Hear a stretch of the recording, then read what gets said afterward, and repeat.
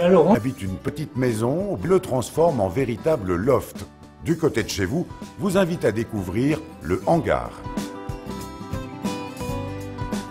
Laurent, ici, donc, on a voulu garder en fait le côté brut, tout en composant avec des grandes façades vitrées, des grandes baies qui donnent sur l'extérieur et qui là compensent le côté ancien.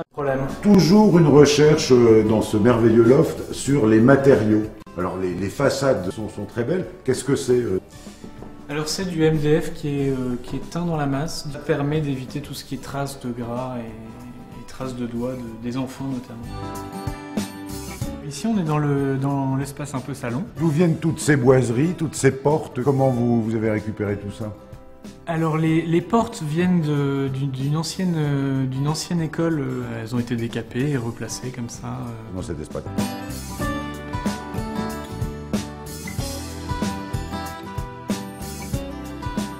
Donc Laurent, ici on se trouve dans l'espace parent, complètement ouvert sur la terrasse. Ici on a souhaité par contre pouvoir se mettre un petit peu à l'écart. C'est assez rare dans un loft, on a voulu le penser comme ça. Et donc là nous montons à l'étage. On a en enfilade 3 chambres, ainsi qu'en bout de coursive une salle de bain. Laurent, Passionné de botanique, dévoile les multiples facettes de ces jardins. Ça, c'est un olivier qui vient d'Espagne. Avant, c'était les boxes des chevaux, donc ici, il n'y avait rien, c'était un espace vierge.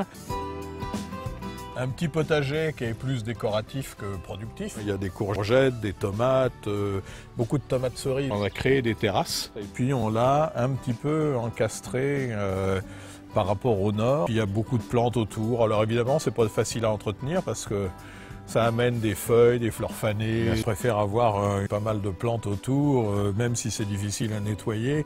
En ayant les chevaux aussi autour de la maison, ça a amené petit à petit plein d'oiseaux. C'est la passion des chevaux qui nous a amenés ici. Nous avons fait 7 parties. Les autres parties de la maison étaient des pièces pour les animaux. Qui a fabriqué ces baies vitrées là tout à fait réussies, ces portes étonnantes? Nous avons voulu faire une ambiance d'atelier. On a fait travailler un ferronnier local. Oui. Il nous a fait ça sur mesure. Voilà,